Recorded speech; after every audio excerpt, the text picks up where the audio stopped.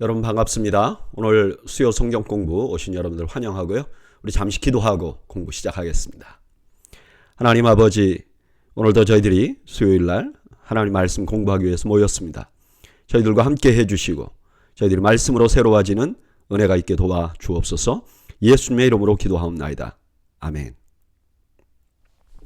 네, 저희가 성탄절 또 1월 1일 이렇게 두 주를 연거푸 쉬고 오늘 공부를 새로 시작했는데요.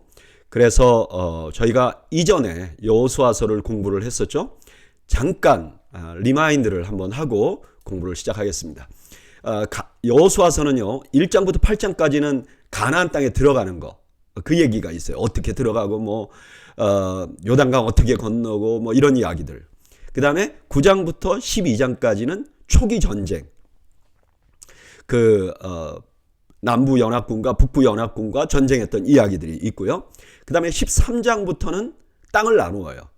그래서 13장에는 요단 동편에 모세가 땅 나눠준 거. 그 다음에 14장부터는 여호수아가 땅 나눠준 거. 그리고 15장, 14장은 유다 지파. 그리고 16장, 17장은 요셉 지파. 그 다음에 그 외에 7지파는 18장, 19장, 그리고 도피성, 그리고 마지막에 레위 사람들에게 준 땅들, 성읍들, 그리고 23장, 24장은 여호수아의 마지막 설교, 이런 구조로 되어 있습니다. 근데 지금 저희가 지난 시간 동안에 14장, 그러니까 유다 지파의 기업, 땅을 나누는 그런 중간쯤을 하고 시작을 하고 이제 중간에 쉬었죠. 자, 이제 오늘은 15장 1절부터 19절까지, 1절부터 12절까지는 유다 땅의 경계, 그리고 13절부터 19절까지는 갈렙이 이제 차지한 땅. 지난번에 14장에서 갈렙이 이 산지를 나에게 주십시오, 이렇게 멋진 말을 했잖아요. 그 다음에 실제로 어떻게 갈렙이 그 땅을 차지했는지 그 이야기가 나옵니다. 자, 시작해 볼까요? 1절.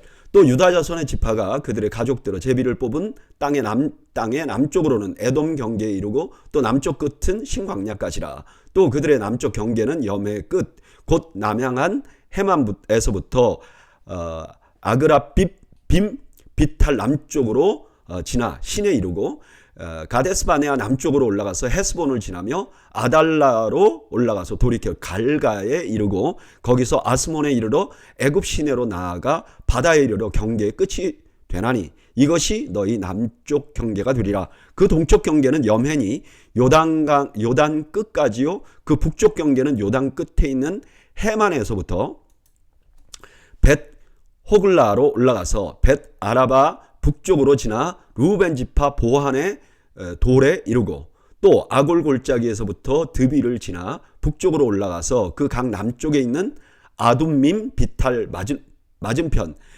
길가를 향하고 나아가 엔 세메스 물들을 지나 엔로겔에 이르며 또 흰놈의 골짜기 아들의 골짜기로 올라가서 여부스 곧 예루살렘 남쪽 어깨에 이르며 또 흰놈의 골짜기 앞 서쪽에 있는 산 꼭대기로 올라가나니 이것은 르바임 골짜기 북쪽 끝이며 또 이 산 꼭대기로부터 넵도와 샘물까지 이르러 에블론 산 성읍으로 나아가고 또 바알라 곧 기럇 여아림으로 접어들어 또 바알라에서부터 서쪽으로 돌이켜 세일산에 이르러 여아림산 곧 그 살론 곁 북쪽에 이르고 또 베세메스로 내려가서 딥나를 지나고 또 에글람 비탈 북쪽으로 나아가 시클론으로 접어들어 바알라산을 지나고 얌느엘에 이르나니 그 끝은 바다며 서쪽 경계는 대해와 그 해안이니 유다 자손이 그들의 가족대로 받은 사방 경계가 이러하니라. 땅 전체의 그 구조, 여기가 북쪽 경계고 여기가 남쪽 경계다, 이런 걸 쭉 얘기를 하는 거예요.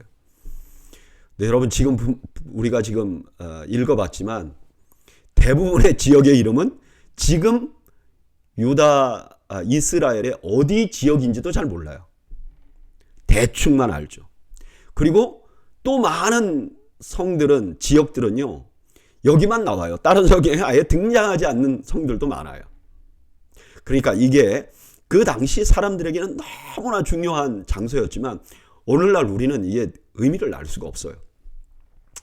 그래서 지금 제가 대표적으로 유다 자손은 이렇게 성 이름을 읽지만 후에는 이런 성 이름을 오늘은 계속 다 읽지는 않을 예정입니다. 이렇게 말한 유다 땅의 대략 근거는 뭐냐? 오늘 이 그림을 이 지도를 많이 볼 텐데요. 여기가 유다 자손들이 받은 땅이에요. 굉장히 넓죠. 여기 예루살렘 근처에서부터 이 아래 사해를 끼고 이 아래까지 다 여기까지가 다 유다의 지파예요. 땅은 좀 좋지 않아요. 이쪽에 그 사막 지역이고 그렇지만 어쨌든 땅 지역은 굉장히 넓은 땅을 받았다. 13절 여호와께서 여호수아에게 명령하신 대로 여호수아가 기럇 아르바 곧 헤브론을 유다 자손 중에서 분깃으로 여분네 아들 갈렙에게 주었으니 아르바는 아낙의 아버지였더라. 갈렙이 거기서 아낙의 소생 그 세 아들 곧 세세와 아히만과 달메를 쫓아내었고 오늘 이 13절부터는요 14장 13절 15절 이 산지를 내게 주소서 갈렙이 말한 거를 조금 자세하고 확대해서 설명해요. 여기 등장하는 아낙 자손 그 갈렙이 원했던 그 산지에 살던 아낙 자손은 예전에 민수기에서 그 12정탐꾼이 가고 그 가나안 땅에 큰 거인들이 산다. 그 사람들보다 우리는 메뚜기 같다. 그 사람들이 아낙 자손이에요. 근데 그 아낙 자손을 지금 갈렙이 쫓아냈다는 거예요. 그때 갈렙은 뭐라 그랬죠? 저들은 우리 밥이라 그랬잖아요. 근데 그대로 된 거예요. 15절 거기서 올라가서 드빌 주민을 쳤는데 드빌의 본 이름은 기럇 세벨이라. 갈렙이 말하기를 기럇 세벨을 쳐서 그것을 점정하는 자에게는 내가 내 딸 악사를 아내로 주리라 하였더니 갈렙의 아우 그나스의 아들인 온니엘이 그것을 점령함으로 갈렙이 자기 딸 악사를 그에게 아내로 주었더라. 이 드빌이란 땅은 이전에 여호수아에게 이미 정복됐어요. 근데 아마 정복은 했지만 거기에 정착하지 해서 살지는 않았던 것 같아요. 그러니까 다시 가나안 사람들이 들어가 살았던 거죠. 거기를 이제 정복하라. 이제 내쫓아버리자. 그 일을 갈렙이 이제 자기 지파 안에 있는 사람들에게 뭐라 그러죠? 도움을 요청하나 아니면 상금을 걸고 젊은 사람에게 도전할 기회를 주는 거죠. 그때 온니엘이 등장을 합니다. 이 온니엘이 나중에 사사기에 보면 첫 번째 사사로 등장하는 용사죠. 18절 악사가 출가할 때 그에게 청하여 자기 아버지에게 밭을 구하자 하고 나귀에서 내림에 갈렙이 그에게 묻되 내가 무엇을 원하느냐 하니 이르되 내게 복을 주소서 아버지께서 나를 네겝 땅으로 보내시오니 샘물도 내게 주소서 하며 갈렙이 윗샘과 아랫샘을 그에게 주었더라. 이제 그 악사가 이제 출가할 때 가보니까 그 땅이 그냥 너무 건조한 땅이에요. 그러니까 샘물도 주십시오. 그랬더니 샘물도 주었다 하는 이야기가 나오죠. 오늘 본문은 유다 지파가 땅을 분배받는 그런 장면이 나옵니다. 그리고 그 다음에는 갈렙이 자기에게 주어진 땅을 차지하는 모습을 그려줘요. 이 장면은 젊은 시절 정탐꾼으로 보여준 갈렙의 믿음이 어떻게 현실적으로 이루어져 가는가를 보여주는 장면입니다. 갈렙은요, 그가 믿는 대로 아낙 자손들을 밥으로 만들었어요. 저는 이 말씀 묵상하면서 인생의 장애물이라는 걸 다시 한번 묵상해 봅니다. 여러분, 우리는 인생을 살다 보면 누구나 장애물을 만나요. 근데 어떤 사람들은요, 그 장애물을 지나치게 확대합니다. 그것 때문에 인생 전체를 절망하거나 위축돼서 평생을 살아요. 나는 몸이 불편해서 이래. 나는 몸이 약해서 이래. 나는 가난한 집에서 태어나서 이래. 이렇게 말한단 말이에요. 아마 10명의 정탐꾼이 그런 사람들이겠죠. 아니면 아주 신앙적인 것 같이 보이는 사람들은 장애물이 있지만 그거 뭐 별거 아니야. 그리고 무시하면서 현실을 부정하면서 사는 거예요. 그러니까 나는 가난하고 불행하고 어렵지만 나는 그래도 감사해. 이렇게 하면서 사는 거예요. 그런데 말해서 갈렙처럼 그 장애물의 문제를 정확히 판단하고 자신이 능력 이상의 능력을 주실 하나님을 의지하고 살아가는 사람들이 있는 것 같아요. 저는 이렇게 생각해 보니까 저는 적어도 갈렙 같지는 않았던 것 같아요. 첫 번째, 두 번째 그 중간쯤 그래서 오늘 말씀 묵상하면서 이렇게 기도하게 됩니다. 하나님, 난 능력이 없고 난 장애물이 많습니다. 그런데 나를 의지하지 않고 하나님의 능력으로 세상을 보기를 원하고 나의 삶을 보기를 원합니다. 하나님, 나를 도와주십시오. 저는 오늘 성경 공부 나오신 여러분들도 여러분들에게 있는 인생의 장애물을 정확히 파악하고 그것을 넘어설 수 있도록 하나님의 힘을 의지하고 나아가는 여러분들이 되시기를 축복합니다. 그 다음에 20절부터 63절까지는요. 유다가 차지한 성들의 이름이 차례대로 등장을 합니다. 20절 유다 자손의 지파가 그의 가족대로 받은 기업은 이러하니라. 그래서 쭉 나와요. 근데 이 성의 숫자를 다 이제 세보잖아요. 그럼 122개예요. 근데 이제 중간중간에 몇 개의 성이다 이렇게 말하는 게 나오거든요. 근데 이걸 다 합치면 115개밖에 안 돼요. 그래서 어떤 분들은 이거 봐라, 성경이 틀렸다. 근데 저는 생각이 다릅니다. 너무 작은 성들이 있잖아요. 그래서 성 숫자로 이름은 불렀지만 그게 그냥 같은 지역일 수 있잖아요.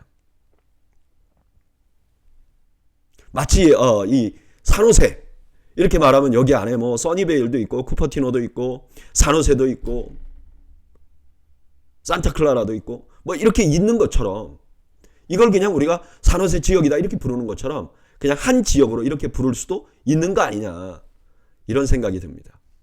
근데 여기 유다 자손의 그 성의 특징들을 보면요, 그 안에 시므온 지파와 함께 공유하는 게 9개나 있고요.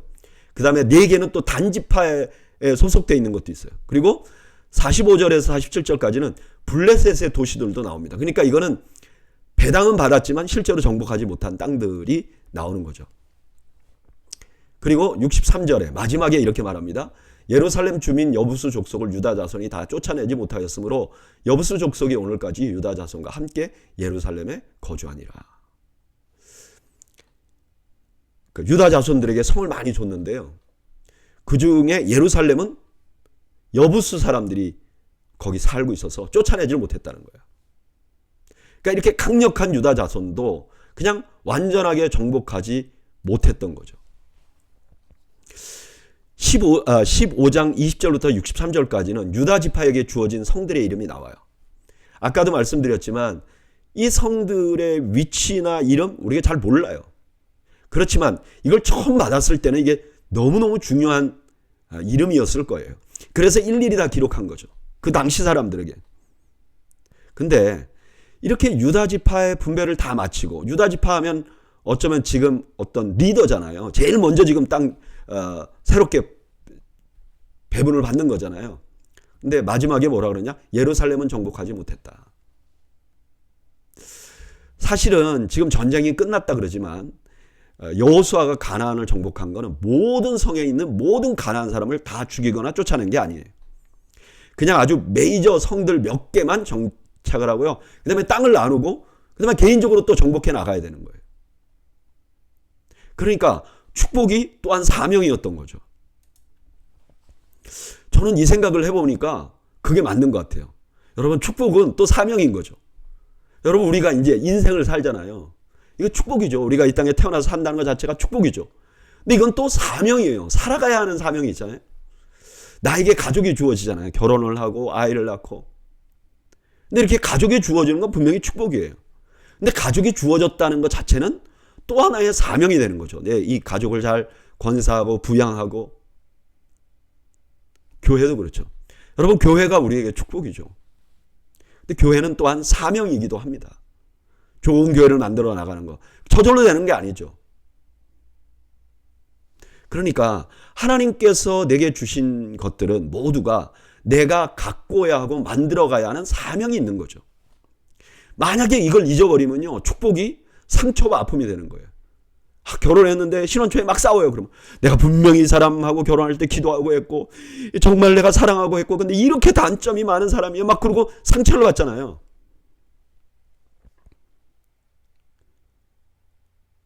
왜 그렇죠? 예, 축복을 그냥 축복 안에 사명이 있다는 걸 잊어버리기 때문이죠. 여러분, 우리에게 주신 축복 안에는 사명이 있습니다. 저는 여러분들이 이 사명을 감당하는 은혜가 있기를 주님의 이름으로 축원합니다.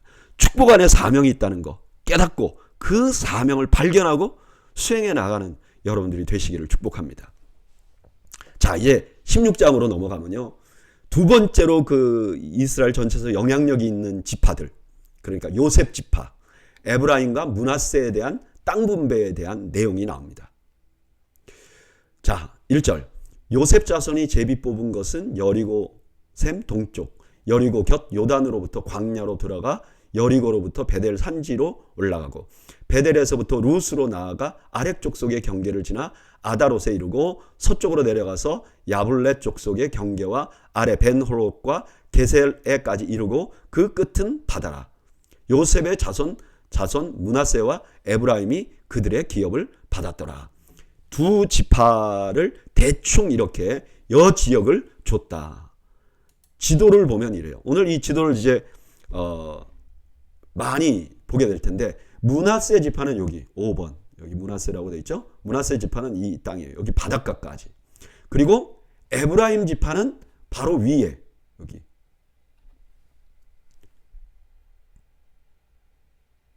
이 지역. 예.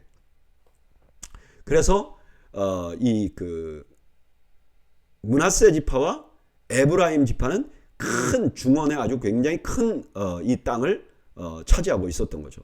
굉장히 큰 땅을 갖게 된 겁니다. 이렇게. 네. 5절. 에브라임 자손이 그들의 가족대로 받은 지역은 이러하니라. 그들의 기업의 경계는 동쪽으로 아달에서 윗 벤호론에 이르고 또 서쪽으로 나아가 북쪽 믹무다에 이르고 동쪽으로 돌아가 다아낫 실로에 이르러 야노아 동쪽으로 지나고 야노아에서부터 아달롯가 나아가로 내려가 여리고를 만나 요단으로 나아가고 또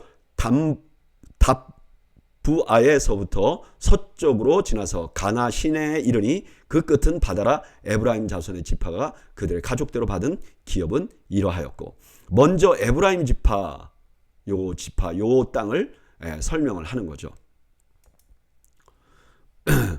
다음 이제 9절. 그 외에 므낫세 자손의 기업 중에서 에브라임 자손을 위하여 구분한 모든 성읍과 그 마을들도 있었더라. 그들이 게셀에 거주하는 가나안 족속을 쫓아내지 아니하였으므로 가나안 족속이 오늘까지 에브라임 가운데 거주하며 노역하는 종이 되니라. 이 에브라임 지파가 받은 땅에서는 두 가지 문제가 있어요. 하나는 뭐냐면은 므낫세 지파가 이 에브라임 지파하고 경계가 애매해요. 왜 이렇게 경계를 분명하지 않았는가? 아마 이들이 요셉 지파 사람들이기 때문에 아마 이렇게 한 거 아닌가. 그리고 유다 지파와 마찬가지로 게셀에 거주하는 가나안 족속을 쫓아내지 못합니다. 이번에는 므낫세 지파.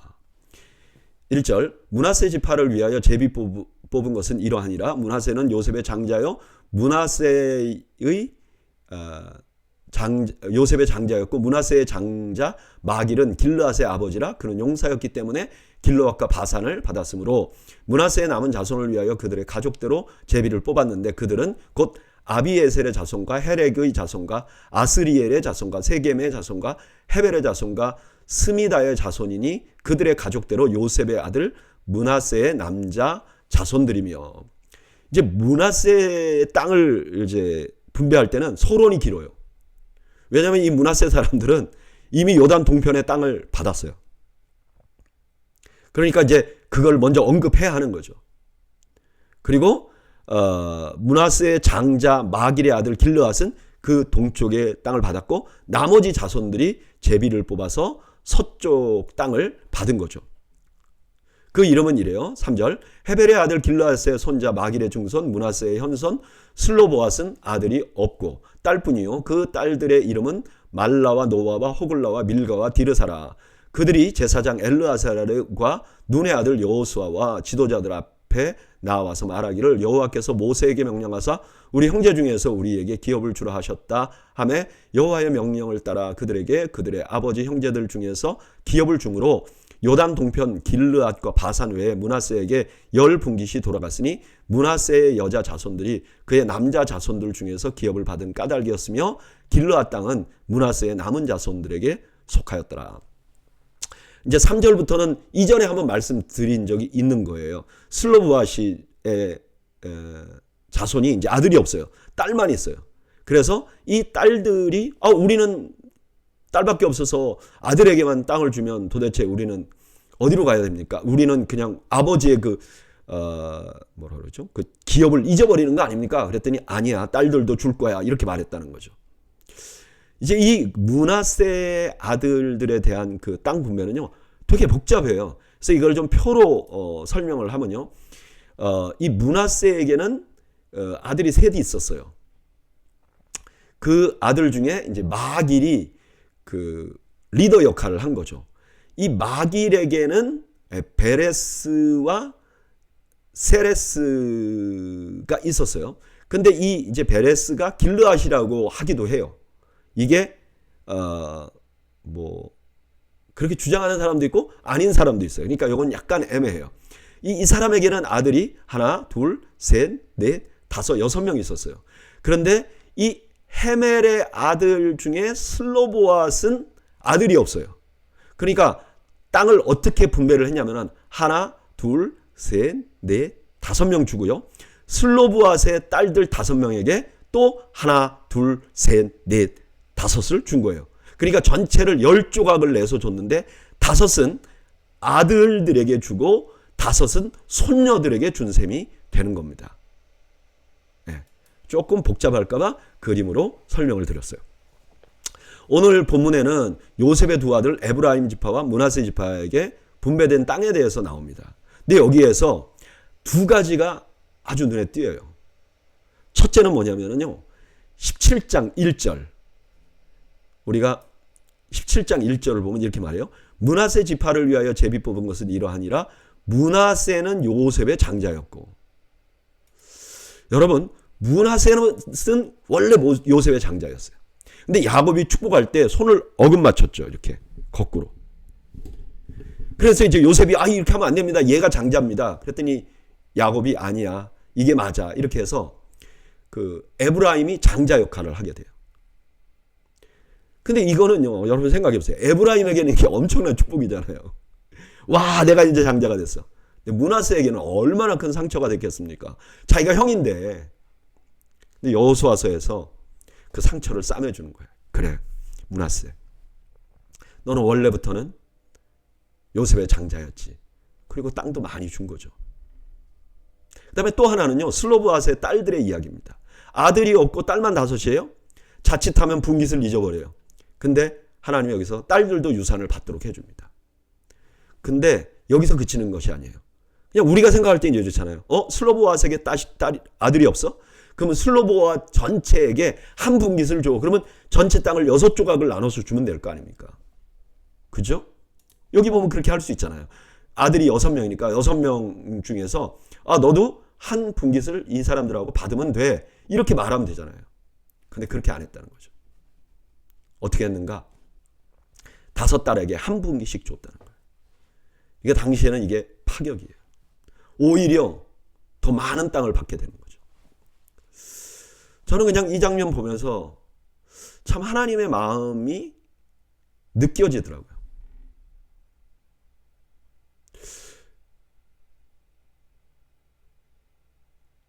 여러분, 누가 장자죠? 므낫세가 장자입니까? 에브라임이 장자입니까? 저는요, 이런 게 또 궁금해요. 왜 그런 줄 아세요?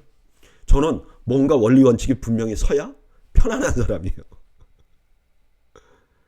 그럼 누가 장자란 말이야? 이런 질문을 하는 사람 다 그런 사람들이에요. 근데 여러분, 이렇게 원리 원칙이 분명히 서야 될 때가 있죠. 원리 원칙을 잊어버리면 혼란이 생기죠. 그러나 때로는 이렇게 원리 원칙을 지키다가 사람을 잊어버리는 경우가 있잖아요. 오늘 하나님은 어떻게 하느냐? 므낫세에게 너는 그래, 원래 처음에 태어났지. 슬로브앗, 너희들에게 또 딸들에게도 한 분깃씩 줄게. 저는 이런 따뜻한 마음을 갖기를 원합니다. 만약에 하나님께서 우리에게 너 죄인이 아니야, 이렇게 하나하나 따지기 시작하면 우리 중에 누가 살아남겠습니까? 우리 모두가 은혜로 구원받은 사람들이죠. 그런데 우리가 따지기 좋아하게 되는 거죠. 그렇게 살아가고 그게 옳다고 생각하는 거죠. 여러분, 우리 좀 살아가면서 하나님의 마음을 좀 닮아갈 수 있으면 좋겠어요. 좀 품어주고요. 좀 이해가 안 돼도 받아주고요. 여러분, 저를 위해서 기도해 주세요. 그런 목사가 좀 될 수 있도록. 자, 이제 그 므낫세 지파의 그 경계에 대해서 7절부터 나옵니다. 므낫세의 경계는 아셀부터 세겜 앞 믹므닷에 이르며까지이며 그 오른쪽으로 가서 엔답과 주민의 경계에 이르나니. 이렇게 므낫세 지파를 쭉 얘기를 해요. 근데 므낫세 지파의 경계는요, 다른 지파와 좀 분명하게 되지 못한 그런 부분이 있어요. 근데 12절 13절에 이렇게 마무리합니다. 그러나 므낫세 자손이 그 성읍들의 주민을 쫓아내지 못하며 가나안 족속이 결심하고 그 땅에 거주하였더니 이스라엘 자손이 강성한 후에야 가나안 족속에게 노역을 시켰고 다 쫓아내지 아니하였더라. 므낫세 자손 안에도 가나안 사람들이 떠나지 않았는데 이 사람은 어떠냐? 결심하고 우린 여기 안 떠나. 그래서 므낫세 사람들이 그걸 못 물리쳤다는 거예요. 그리고 나서 뭐라 그랬느냐? 다 쫓아내지 아니하더라. 처음에는 힘이 없어 못 쫓아냈는데 나중에는 그냥 두지 뭐. 그래서 므낫세 사람들은 그들과 어울려 살기로 결정을 한 거죠. 자, 이렇게 요셉 지파의 이제 그 땅 분배가 다 이루어졌어요. 근데 14절부터 문제가 하나 생깁니다. 이거는 여호수아서 전체에서 아주 땅 분배에서 아주 정말 흠 같은 사건이 하나 생겨요. 뭐냐? 14절. 요셉 자손이 여호수아에게 말하여 이르되 여호와께서 지금까지 내게 복을 주심으로 내가 큰 민족이 되었거늘 당신이 나의 기업을 위하여 한 제비 한 분깃으로만 내게 주심은 어찌함이니까 하니. 자기들은 엄청나게 큰 그 족속이라는 거예요. 요셉의 두 아들. 근데 왜 우리는 제비를 한 명만 뽑았느냐? 어떻게 보면 말이 되죠. 이게 두 지파인데 왜 우리는 제비를 하나만 뽑아줍니까? 근데 여긴 두 가지 중요한 문제가 있어요. 첫째는요, 므낫세 반 지파는 이미 동쪽에 땅을 받았잖아요. 그런데 그러니까 자기네는 사실 엄청난 분깃을 받은 셈이 돼요.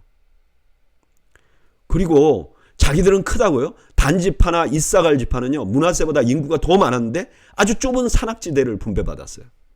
근데 이 사람들은 말을 안 하거든요. 근데 요셉 지파들은 아주 이기적으로 주장을 하는 거예요. 15절. 여호수아가 그들에게 이르되 내가 큰 민족이 되므로 에브라임 산지가 내게 너무 좁을진대 브리스 족속과 르바임 족속의 땅 살림으로 올라가서 스스로 개척하라 하니라. 요셉 자손이 이르되 그 산지는 우리에게 넉넉하지도 못하고 골짜기 땅에 거주하는 모든 가나안 족속에게는 벳사함과 그 마을에 거주하는 자이든지 이스라엘 골짜기에 거주하는 자이든지 다 철병거가 있나이다 하니. 여호수아의 대답은 뭐죠? 너희 땅이 좁아? 그럼 올라가서 개척해. 그러자 이 요셉 지파 사람들이 뭐라 그래요? 거기 있는 사람들이 얼마나 강력한 줄 아세요? 그들 다 철병거가 있어요. 그랬더니 17절 여호수아가 너무 재밌는 말을 하죠. 여호수아가 다시 요셉 족속 곧 에브라임과 므낫세에게 말하여 이르되 너는 큰 민족이요 큰 권능이 있은즉 한 분깃만 가질 것이 아니라 네 말대로 너 크고 힘이 좋다 그랬지. 그러니까 한 분깃만 갖지 마. 18절. 그 산지도 내 것이 되리니 비록 살림이라도 내가 개척하라. 그 끝까지 내 것이 되리라. 가나안 족속이 비록 철병거를 가졌고 강할지라도 내가 능히 그를 쫓아내리라 하였더라. 네가 너 강하다고 했잖아. 그래서 네가 쫓아내. 여러분 아세요? 지금 이렇게 말하고 있는 여호수아가 바로 에브라임 지파였어요. 같은 족속인 거죠. 오늘 본문에는 므낫세 지파의 땅을 소개하는 장면이 나왔고요. 요셉 지파들이 불평하는 장면이 나옵니다. 여러분 잘 생각해 보세요. 지금 전쟁이 끝나고 땅을 분배하는 건 엄청나게 감사하고 축복이에요. 왜냐? 이스라엘은 지금까지 정복하는데 자기 힘으로 정복한 게 없어요. 다 하나님께서 막 극적으로 역사해 주셨죠. 그러니까 가나안 땅은요, 전적으로 하나님의 은혜로 받은 거예요. 그런데 그 하나님의 은혜로 엄청난 땅을 분배받는 그 순간에 다른 지파와 비교를 하고 불평을 합니다. 아니면 여호수아가 자기 지파 사람이었잖아요. 그러니까 이 사람, 이 여호수아가 그래도 우리 지파 사람인데 우리 좀 봐주지 않을까? 그렇게 기대했는지는 모르겠어요. 근데 여호수아의 대답은 단호합니다. 너희들이 개척하라. 저는 이 말씀 묵상하면서 이 말씀이 저를 포함해서 불평 좋아하는 사람들에게 주시는 말씀처럼 들려요. 너에게 주어진 것이 부족하냐? 개척하라. 우리 교회가 부족한 면이 있느냐? 네가 섬겨야지. 너희 가정에 뭐가 어려움이 있느냐? 네가 희생해야지. 개척하라. 여러분, 하나님께서 주신 것에 감사하지 못하겠으면 개발하겠습니다라고 고백하는 여러분들이 되기를 바랍니다. 그리고 그것을 수행하는 데 있어서 하나님께 도움을 구하십시오. 하나님께서는 여러분들을 도우실 것입니다. 18장.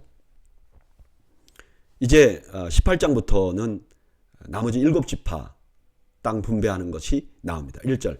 이스라엘 자손의 온 회중이 실로에 모여서 거기에 회막을 세웠으며 그 땅은 그들 앞에서 돌아와 정복되었더라. 그러나 이스라엘 자손 중에 그 기업의 분배를 받지 못한 자가 아직 또 7지파라. 이제 세 지파에게는 땅을 분배했는데 거긴 길갈이었어요. 이제 가나안 땅 딱 건너자마자 있었던 길갈. 그런데 이제는 실로로 왔어요. 여기는 이제 앞으로 한동안 그 이스라엘의 종교적인 수도가 되는 곳이에요. 거기 성막이 있었고.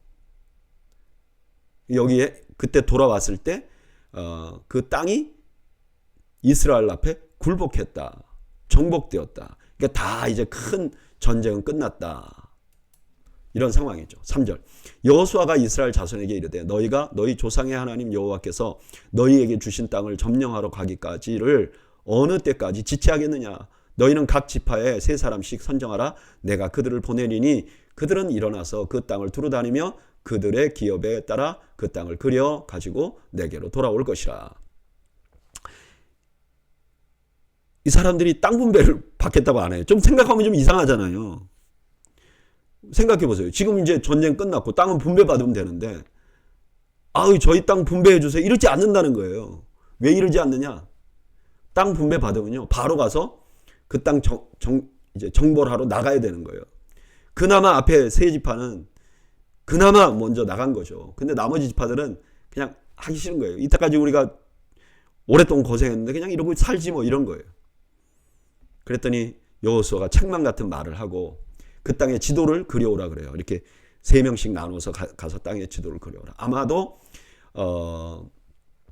여호수아가 이미 이제 대략적으로 너희들은 어디 가서 그려와, 너희들은 어디 가서 그려와 그러면서 땅 전체를 나누어서 아마 그려오도록 했던 것 같아요. 5절. 그들이 그 땅을 7부분으로 나누되 유다는 남쪽 자기 지역에 있고 요셉 족속은 북쪽에 있는 그들의 지역에 있으니 그 땅을 7부분으로 그려서 이곳 내게로 가져오라. 그러면 내가 너희를 위하여 우리 하나님 앞에서 제비를 뽑으리라. 레위 사람은 너희 중에 분깃이 없나니 여호와의 제사장식 분이 그들의 기업이 될 것이며 갓과 르우벤과 므낫세 반 지파는 요단 저편 동쪽에서 이미 기업을 받았나니 이는 여호와의 종 모세가 그들에게 준 것이니라 하더라. 이제 그려갖고 오면 제비 뽑아가지고 이제 나눠주겠다 이렇게 말합니다. 전적으로 하나님 뜻에 맡기는 거죠. 8절. 그 사람들이 일어나 떠나니 여호수아가 그 땅을 그리러 가는 사람들에게 명령하여 이르되 가서 그 땅으로 두루다니며 그것을 그려가지고 내게로 돌아오라. 내가 여기 실로에 여호와 앞에서 너희를 위하여 제비를 뽑으리라 하니 그 사람들이 가서 그 땅으로 두루다니며 성읍들을 따라서 7부분으로 책에 그려서 실로 진영으로 돌아와 여호수아에게 나오니 여호수아가 그들을 위하여 실로에 여호와 앞에서 제비를 뽑고 그가 거기서 이스라엘 자손의 분파대로 그 땅을 분배하였더라. 이제 여호수아가 이 분배를 주도한 것 같아요. 근데 혼자 한 건 아니에요. 제사장과 또 백성의 지도자들과 함께 모여서 제비를 뽑은 것 같아요. 자, 이제 그 제비 뽑아서 된 지형이 대충 이런 거죠. 11절. 8장 11절부터는 베냐민 지파를 위한 땅이에요. 근데 여러분 베냐민 지파를 보면 여기 7번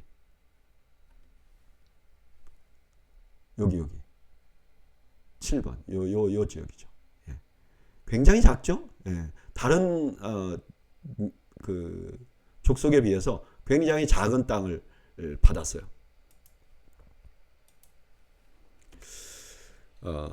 오늘 본문에는 7지파의 땅 분배에 대한 말씀이 나옵니다. 근데 첫 말씀이 약간 책망하는 듯하는 말씀이 나와요. 7지파는 가나안을 정복한 후에 땅 분배 받기를 지체하고 있었어요. 제가 아까 말씀드린 것처럼 이거 분배 받으면 전쟁해야 되니까 그냥 있는 거죠. 근데 여호수아는 그런 그들에게 서둘러 땅 분배를 합니다. 그리고 각자 가서 지도를 그리게 해요. 그리고 제비 뽑아서 분배 받도록 합니다. 저는 이제 이 큐티아도로 이렇게 나눠놨잖아요. 1절부터 28절까지 앞부분은 이제 땅 나누는 거, 그 다음에 베냐민 지파 나누는 거. 근데 이 땅 나누는 그 전체 개요를 보면 지체한다는 말이 참 눈에 들어오더라고요. 이들이 이때까지 굉장히 그 치열한 전투를 했잖아요. 어쨌든 그래서 좀 쉬고 싶었을 거예요. 아니면 그냥 지금 괜찮은데 우리가 또 땅 분배 받으면 이거 모험을 해야 되지 않느냐. 근데 어쨌든 이유에 의한 뭐든 아니면 그 이유가 이해가 되든 안 되든 이들이 지체하고 있는 것 때문에 어떤 문제가 생겼냐면 명실상부한 가나안 땅의 주인이 되지 못하는 거예요. 저는 그냥 지금이 이제 연말 연초잖아요. 그래서 이 말씀을 이렇게 묵상하면서 준비를 하면서 나는 뭔가 지체했던 일은 없었나? 이런 생각을 좀 해보게 되더라고요. 작년에 한 해를 시작할 때 내가 이걸 꼭 해야 되겠다. 이렇게 생각했던 일들이 있어요. 근데 여러 가지 일로 이 원인 때문에 지체하거나 미루어 놓은 일들도 굉장히 많아요. 그래서 말씀 준비하면서요. 내가 새해에는 지체하지 않아야 되겠다. 교회 일도 그렇고 나 개인적으로 나의 성장을 위한 일도 그렇고 지체하지 않아야 되겠다. 저는 여러분들이 2025년도를 마쳤을 때는 지체해서 하나님 앞에 책망받는 것이 하나도 없는 은혜가 있기를 주님의 이름으로 축원합니다. 자, 이제 19장에는 1절부터 시므온 지파의 땅 나누는 것에 대한 얘기를 합니다. 1절, 둘째로 시므온, 곧 시므온 자손의 지파를 위하여 그들 가족대로 제비를 뽑았으니. 그런데 시므온 지파는요, 특징이 있어요. 그게 뭐예요? 그들의 기업은 유다 자손의 기업 중에서라. 시므온 지파는요, 땅을 분배하지 못합니다. 유다 자손 안에서 성을 받아요. 이게 전체가 이제 유다 자손들의 땅이거든요. 이렇게 분배를 했거든요. 근데 시므온 지파는 그냥 여기에 있는 성들을 받아요.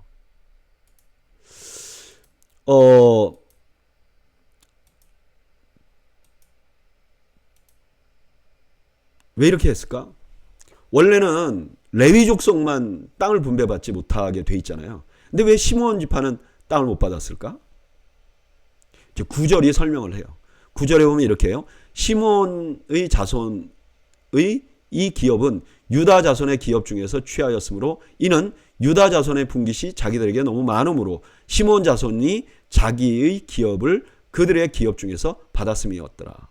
그러니까 유다가 받았는데 너무 많으니까 그 중에 일부를 이제 시므온에게 줬다는 거예요.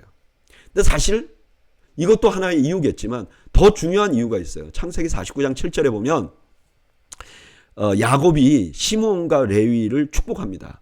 근데 시므온과 레위가 어떤 사람들이었죠? 자기 딸 디나가 추행당했을 때 이 사람들이 칼 갖고 들어가서 다 사람들 죽였잖아요.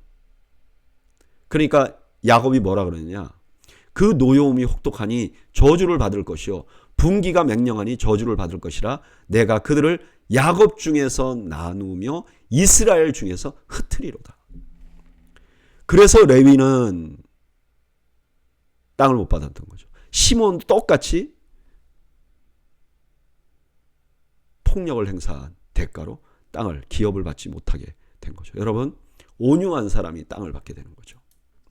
10절부터는 스불론 자손에 대한 땅 나누는 장면이 나옵니다. 이 스불론 자손의 땅은요, 굉장히 척박하고 넓지 않은 곳이에요. 스불론 자손 볼까요? 어딘가?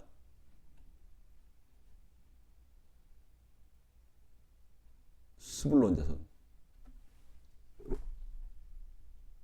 여기에요, 여기. 보이세요, 여러분?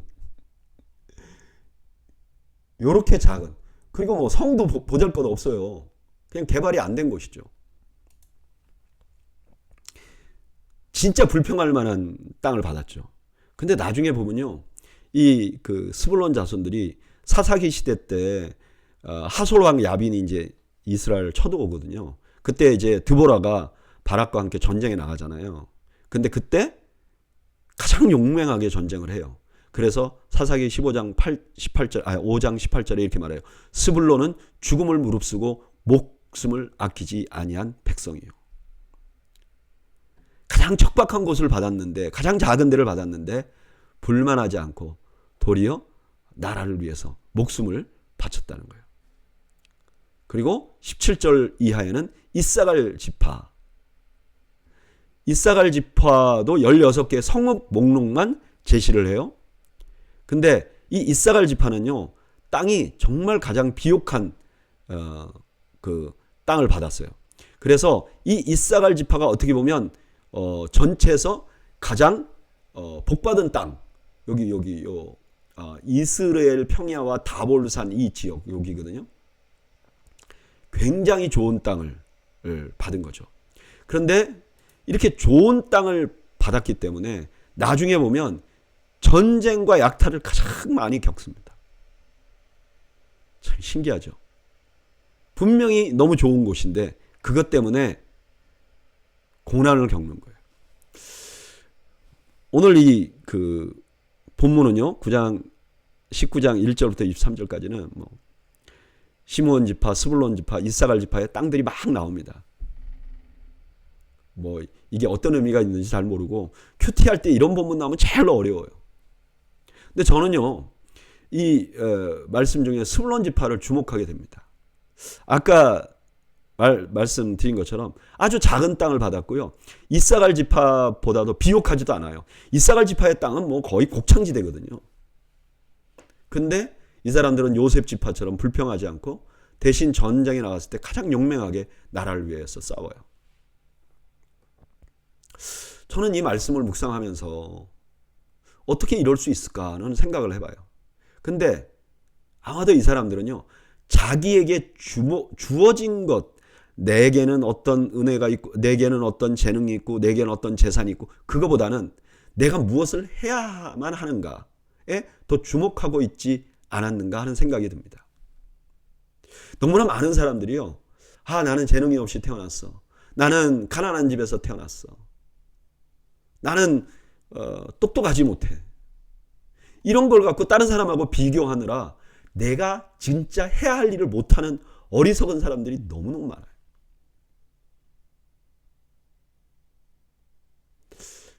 저는 그런 의미에서 스불론 지파는 참 모범이 되는 사람들이다 이런 생각이 듭니다. 여러분, 우리에게 주어진 건 우리가 바꿀 수 없잖아요. 그렇지만 내가 해야만 할 일을 잘 감당함을 통해서 내가 속해 있는 공동체에서 존재감을 나타내고 또 주변에 있는 사람들에게 유익을 끼치는 사람은 될 수 있는 거잖아요. 이 기회조차도 비교하느라 불평하면 놓치게 되는 거죠. 저는 여러분들이 내가 얼마를 받았는가 보다 내게 주어진 책임을 더 중하게 보는 저와 여러분들이 되기를 바랍니다. 이제 24절부터 51절까지는 또 계속해서 지파들의 땅을 나누는 장면이 나오는데, 다섯째로 아셀 지파가 나옵니다. 근데 이 아셀은요, 레아의 여종 실바의 소생입니다. 그런데요, 정말 가장 좋은 땅을 받았어요. 여러분, 아셀 지파 보세요. 여기에요. 두로와 시대. 이게 나중에는 이제 여기가 무역항이 되잖아요. 굉장히 좋은 땅을 받았어요.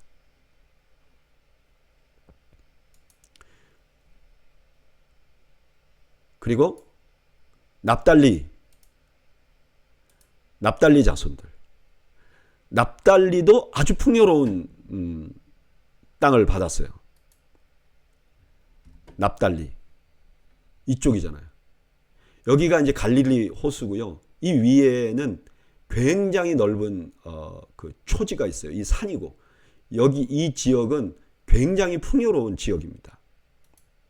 근데 납달리의 땅 중에는 아주 특이한 것이 있어요. 35절에 그런 표현이 나오는데 그 견고한 성읍들은 시딤과 세루와 함맛과 락곽과 긴네렛과 이렇게 나와요. 그러니까 납달리 지파에게 주어진 땅은 너무너무 좋은 땅인데 성들이 강력하다는 거예요. 요새화된 성들이 가득했다는 거예요. 그러니까 땅으로는 너무 좋지만 적들이 굉장히 강한 곳이었다. 그 다음에 단지파. 단지파는요, 아주 특이했던 것이 단지파는 그들의 땅이 확장됐어요. 47절에 보면 그런데 단 자손의 경계는 더욱 확장되었으니 이는 단 자손이 올라가서 레셈과 싸워 그것을 점령하여 칼날로 치고 그것을 차지하여 거기 거주하였습니다. 이렇게 말해요. 단지파는 요 부분에 있는 거죠. 이쪽에 보이세요? 여기 굉장히 좋은 땅이에요. 그런데 이 사람들이 사실은 이쪽으로 가요. 여기 단 지역, 이 위쪽으로 가요. 왜 일로 갔는가? 성경에는 그냥 확장했다 그러지만 아마도 자기에게 주어진 땅을 잘 정복을 못한 것 같아요. 분배받은 땅을. 그래서 아마 북쪽으로 올라간 거 아닌가 그런 생각을 하게 합니다.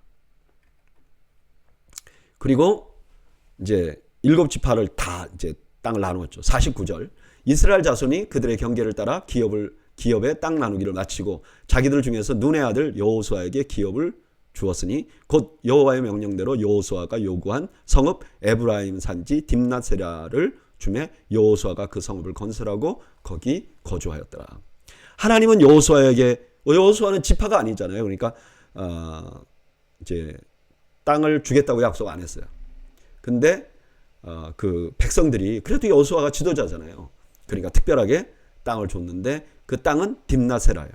여기는 완전히 산악지대였어요. 그러니까 여호수아도 갈렙처럼 가서 아마 굉장히 노력을 해서 정복해야 될 땅을 받게 되는 거죠.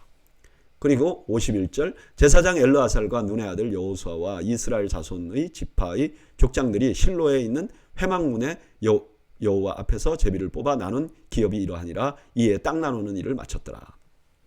이제 공식적으로 모든 땅 나누는 일을 마쳤다. 오늘 이제 그 19장 24절부터 51절까지는 아셀과 납달리와 단지파의 땅 분배하는 말씀이 나옵니다. 근데 오늘 이 본문 말고도 이제 앞에서부터 이제 땅 분배되는 거 쫙 들어봤잖아요. 근데 여러분 자세히 보면요, 다 좋은 것은 없어요.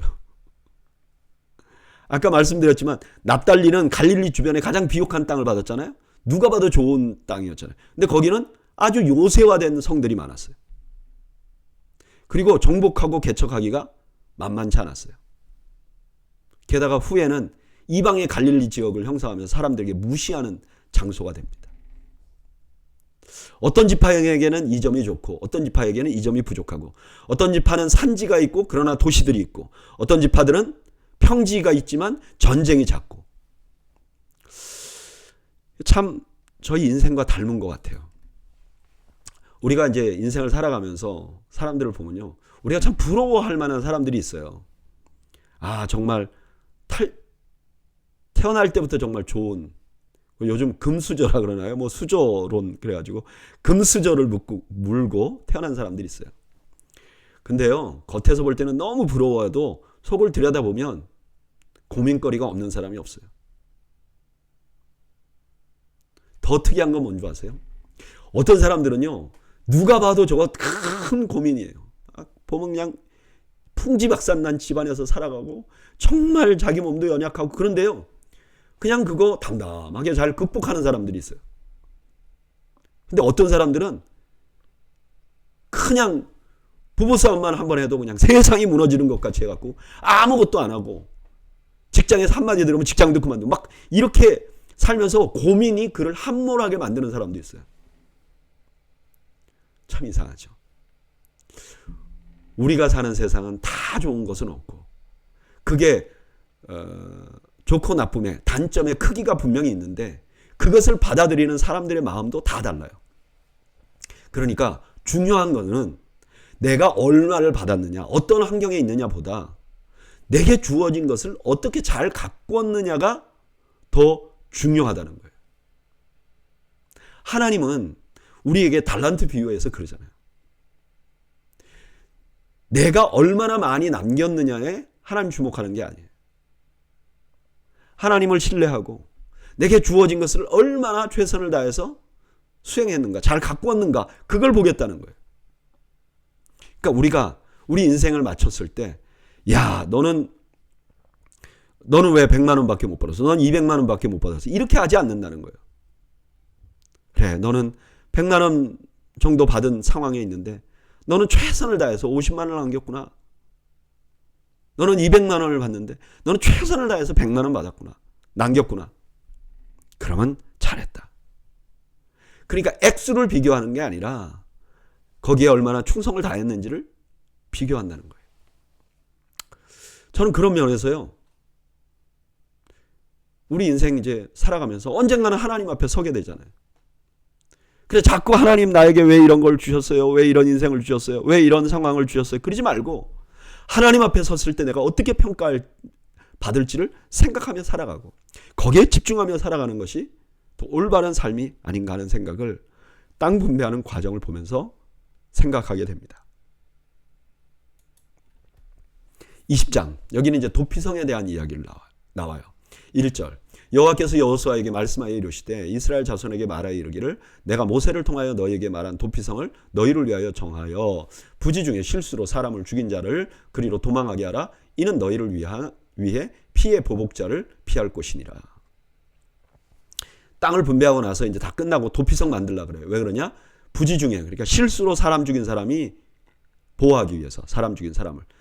이 당시에는 내가 실수로 사람을 죽였더라도 그 가족들이 나를 또 죽이려고 하거든요. 그러니까 그렇게 되면 보복이 막 이어져 가잖아요. 그러니까 그렇지 않도록 이제 막아주려고 도피성을 만들려고 한 거죠. 4절. 이 성읍 중에 하나에 도피하는 자는 그 성읍에 들어가는 문 어귀에 서서 그 성읍의 장로들의 귀에 자기의 사건을 말할 것이요. 그들은 그를 성읍에 받아들여 한 곳을 주어 자기들 중에 거주하게 하고 피의 보복자가 그의 뒤를 따라온다 할지라도 그들은 그 살인자를 그의 손에 내주지 말지니 이는 본래 미워함이 없이 부지 중에 그의 이웃을 죽였습니다. 물론 모든 사람이 내가 모르고 죽였어요. 그러면 다 보호해 주느냐? 그거 아니라는 거예요. 성읍에 들어가기 전에 장로들이 전문적으로 그걸 다 보고 재판을 분명하게 해서 진짜 실수로 죽인 사람만 들여보내라는 거죠. 6절. 그 살인자는 회중 앞에 서서 재판을 받기까지 또는 그 당시 대제사장이 죽기까지 그 성읍에 거주하다가 그 후에 그 살인자는 그 성읍 곧 자기가 도망하여 나온 자기 성읍 자기 집으로 돌아갈지니라 하라 하시니라. 정식 재판을 받아서 이제 그 죄가 벗겨지든지 아니면 정식 재판이라는 게 애매해서 일어날 수 없으면 대제사장, 그해 대제사장이 죽으면 그냥 죄는 다 용서됐다. 여러분 뭐가 좀 느껴지는 게 있죠. 예수님이 누구죠? 우리에게 있는 대제사장이잖아요. 대제사장이 죽으면 그 죄가 다 용서되는 거예요. 그래서 우리 대제사장이 십자가에 죽은 거죠. 그러면 이제 자기 성으로 돌아갈 수 있다. 7절. 이에 그들이 납달리의 산지 갈릴리 게데스와 에브라임 산지의 세겜과 유다 산지의 기럇 아르바 곧 헤브론과 여리고 동쪽 요단 서쪽 요단 저쪽 루벤 지파 중에서 평지 광야의 베셀과 갓 지파 중에서 길앗 라못과 므낫세 지파 중에서 바산 골란을 구별하였으니 이는 곧 이스라엘 모든 자손과 그들 중에 거류하는 거류민을 위하여 선정된 성읍들로서 누구든지 부지 중에 살인한 자가 그리로 도망하여 그가 회중 앞에 설 때에 피해 보복자의 손에 죽지 아니하게 하기 위함이라. 요단 동편과 서편에 공평하게 이렇게 도피성을 줘서 누구든지 그 도피성으로 진입하는 일이 어려워서 곤란을 당하지 않도록 배를 한 거죠. 자, 보세요. 땅 분배를 다 마쳤어요. 이 땅은 뭐죠? 하나님이 주신 약속의 땅이에요. 그러면 파라다이스 같은 곳이잖아요. 근데 그 땅을 다 하고 나서 도피성이라는 걸 만들어요. 왜 이렇게 했느냐? 그들이 지금 들어가 있는 가나안 땅은 약속의 땅이고 파라다이스 같은 곳이고 젖과 꿀이 흐르는 곳인데, 그러나 이것도 완벽한 곳은 아니에요. 누군가는, 어떤 사람인가는 거기 가서 실수로 다른 사람을 죽이게 돼요. 그러면 자기가 그 가나안 땅에 들어왔어요. 약속의 땅에 들어와서 죽거나 아니면 그걸 피해 다니면 지옥같이 되잖아요. 그 땅이 지옥이 되잖아요. 그러니까 가나안 땅 자체는 완벽한 땅이 아니에요. 하나님이 주신 약속의 땅이지만 그 땅 자체가 완벽한 건 아니에요. 우리가 이미 성 분배할 때, 땅 분배할 때 봤잖아요. 어느 땅도 완벽한 땅은 아니에요. 그런데 그 땅에 도피성이 있으므로 완벽해지는 거예요. 도피성이 있으므로. 도피성이 없으면 그 땅은 약속의 땅이지만 고통의 땅이 될 수 있는 거죠. 여러분, 이게 우리 인생과 너무너무 닮았어요. 우리가 이 땅에 사는 건 하나님의 축복이에요. 더군다나 믿는 자로 살아간다는 건 더 큰 축복이에요. 근데 그렇다고 해서 믿는 자로 이 땅을 살아가는 삶이 완벽한 건 아니에요. 믿는 자로 살아가면 주단을 깔려 있고 배고픔도 없고 고통도 없고 마음 상함도 없는 그런 인생을 사는 게 아니에요. 왜 그런가? 죄 때문이에요.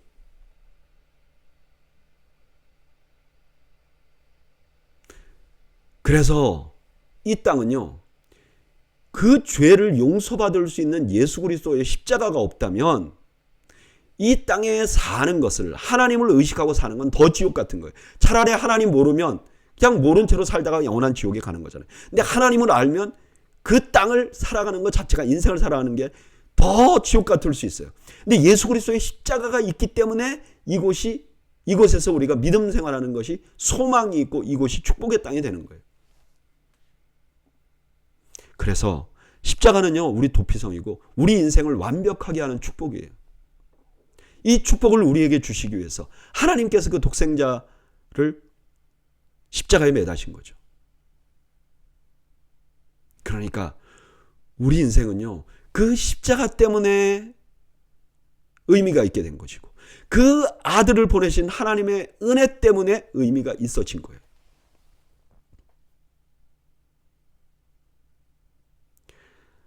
만약에 우리 주님의 십자가가 없다면 우리 인생은요, 어떻겠습니까? 그냥 이 땅에 살면서 하나님 의식하고 두렵고 떨림으로 살다가 결국 영원한 지옥에 가는 거죠. 그러나 우리가 하나님을 알고 하나님이 주시는 십자가의 은혜를 알았기 때문에 우리가 이제는 이 땅에 사는 것이 소망이 되고 용서받은 자로 하나님 앞에 설 수 있는 소망을 갖게 되는 것이죠.